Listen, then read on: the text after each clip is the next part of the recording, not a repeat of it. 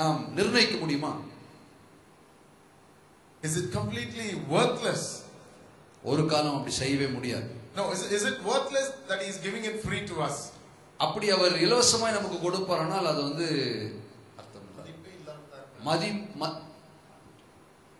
Now what I'm asking is, because it is being given free, does it mean that it is not any worth?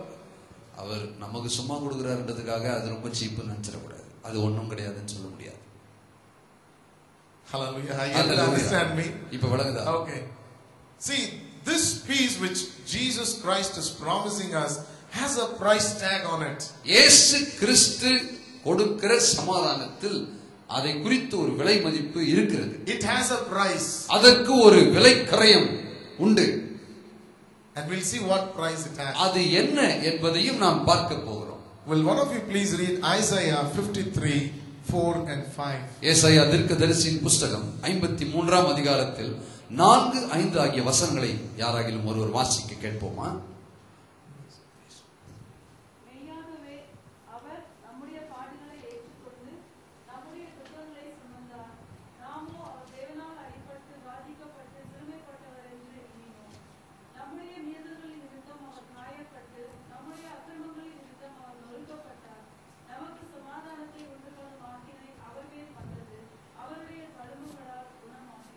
Okay, in English it says like this: the chastisement that brought us peace, or the punishment that brought us peace, was upon him.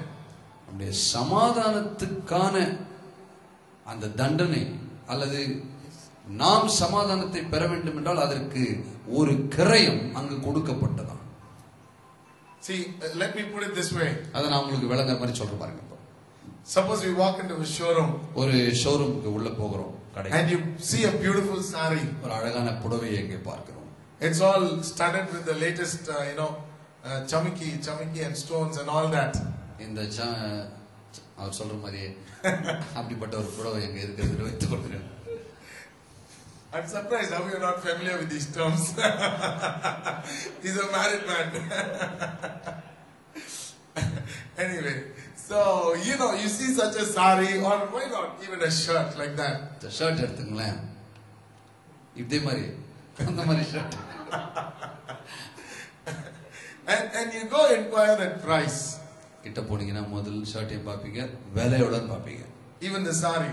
அந்த புடவைக்கும் அதே மாதிரி தான். விலை எவ்வளவு என்பது முக்கியமான காரியம். And the shopkeeper says, கடைக்காரன் எப்படி சொல்லுவான்? This sari is worth 1.5 lakhs. 1.5 லட்சம் ரூபாய் அந்த புடவை விலை.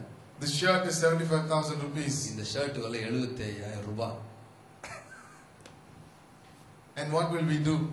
நாம என்ன செய்வோம்? அப்படி சொன்னாங்க. Okay, I will come back. I will look into the other sections also. கொஞ்சம் இருங்க, அங்க பக்கத்துல போய் பார்த்துட்டு நான் அப்புறமா இங்க வரேன்னு சொல்லுவோம் இல்லையா? And suddenly our brother Sam comes there. Let us assume he comes there. சரி, சாம் இப்ப அங்க வருகிறார் என்று வைத்துக் கொள்வேன். And he has compassion on us. அவருக்கு ஒரு அந்த நேரத்துல ஒரு கருணை, மன உருக்கம் உண்டாகிறது என்று வைத்துக் கொள்ளுங்கள். Yeah, let me say I want to buy the shirt. I'm not able to buy it. I don't have the money. என்னிடத்திலே நான் விரும்புகிறதை பெற்றுக்கொள்ளக்கூடிய பணம் இல்லை.